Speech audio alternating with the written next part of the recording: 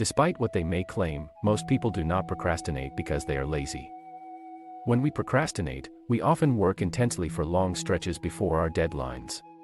Working long and hard is the opposite of laziness, so that cannot be why we do it. So why do we procrastinate, and, more importantly, what can we do about it?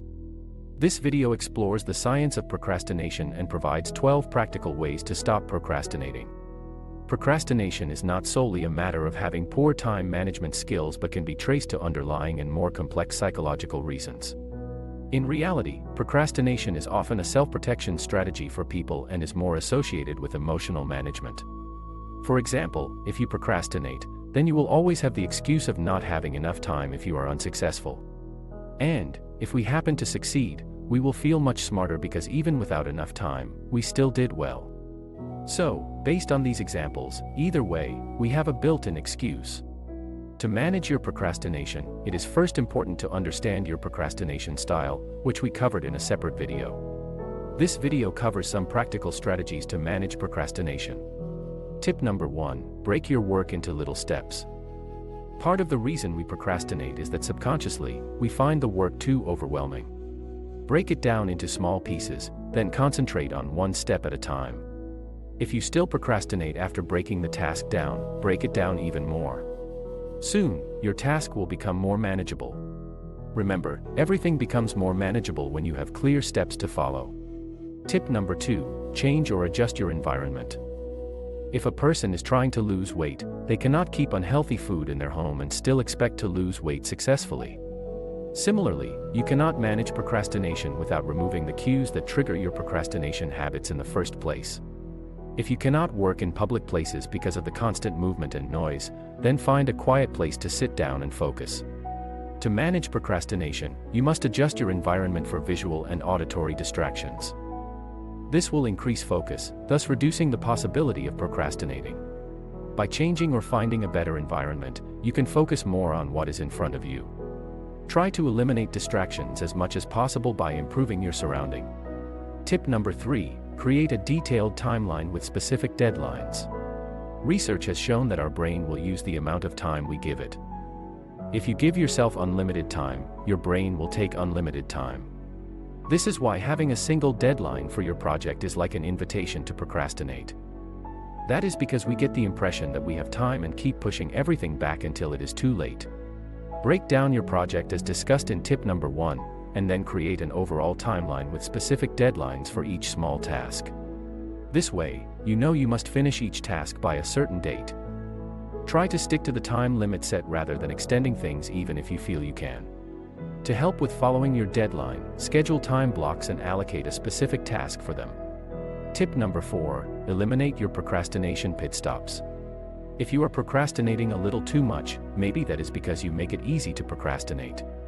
For example, identify your browser bookmarks that take up a lot of your time and shift them into a separate folder that is less accessible. Disable the automatic notification option in your email client. Get rid of the distractions around you. Designate a time to check emails or check social media.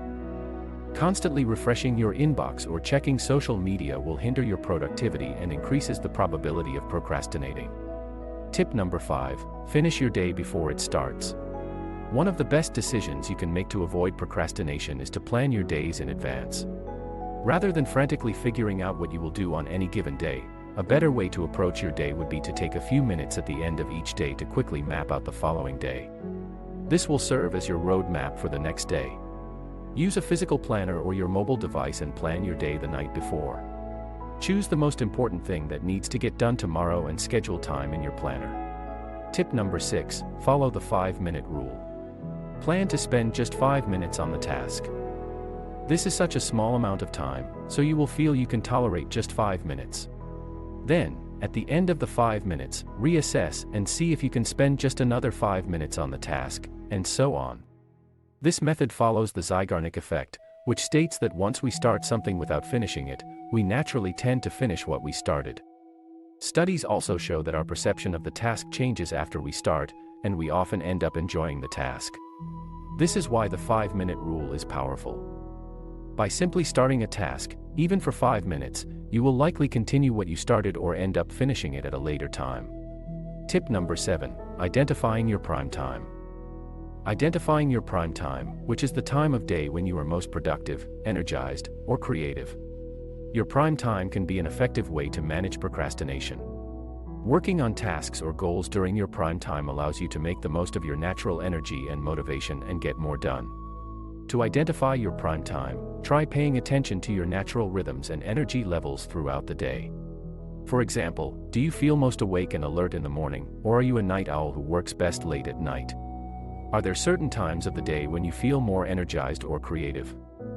Once you sense your natural rhythms, try scheduling your most important tasks or goals for your prime time. This can help you be more productive and efficient and can also help you stay motivated and focused. Tip number 8. Use your prime location for work.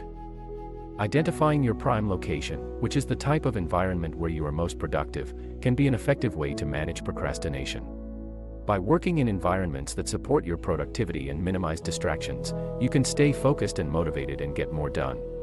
To identify your prime place, consider the different types of environments you have worked in and how they have affected your productivity.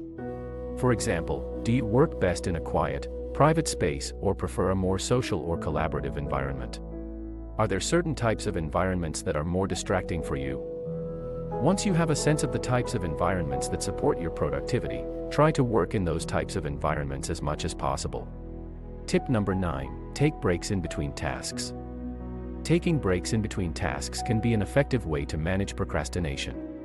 While it is important to stay focused and work hard, it is also important to give yourself regular breaks to rest and recharge. Taking breaks can help you maintain your energy and focus for a longer task and can even help you be more productive in the long run. Some strategies for taking breaks include the Pomodoro technique. This involves working for 25 minutes and then taking a 5-minute break. Repeat this cycle 4 times, and then take a longer break. The 52/17 rule is another method. This involves working for 52 minutes and then taking a 17-minute break.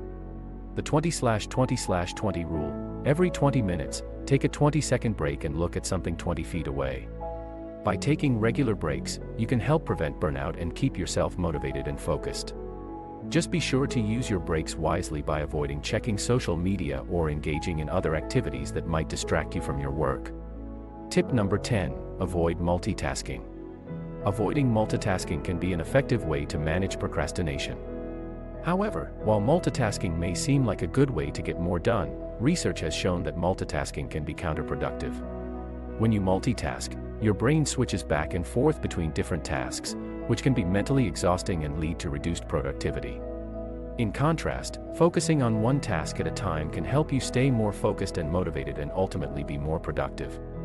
If you tend to multitask, try to break the habit by setting aside specific blocks of time for different tasks and avoiding distractions while you work. Tip number 11. Reward yourself. Rewarding yourself can be an effective way to manage procrastination. For example, giving yourself a small reward or treat when you complete a task or achieve a goal can create an incentive to get things done and stay motivated. When rewarding yourself, it is important to choose rewards that are meaningful to you and that fit your effort. For example, if you are working on a large, complex project, you might reward yourself with a day off or a special outing when you complete it. On the other hand, if you are working on a smaller task, you might reward yourself with a small treat or a favorite activity. It is also important to be mindful of the types of rewards you choose. For example, while it can be tempting to reward yourself with unhealthy or unproductive activities, such as overeating or watching TV for hours on end, it is generally more effective to choose healthy rewards and that support your overall well-being. Tip 12. Seek out accountability. Find an accountability partner or join a group where you can report your progress and receive feedback and support. Having someone counting on you to complete a task or achieve a goal can help you stay motivated and focused. In addition, you might find it helpful to work with an accountability partner who can check in with you regularly to see how you are progressing and offer encouragement and support. Alternatively, you could join a group or community where you can report your progress and receive feedback and support from others. These accountability structures can be especially helpful if you struggle with procrastination because they provide a sense of external motivation and encouragement. I hope these strategies help you overcome and manage your procrastination-related symptoms. Remember that managing your procrastination boils down to taking action. You can do all the strategizing, planning, and hypothesizing, but nothing will happen if you do not take action. Please comment below if there are additional tips you currently use that were not listed.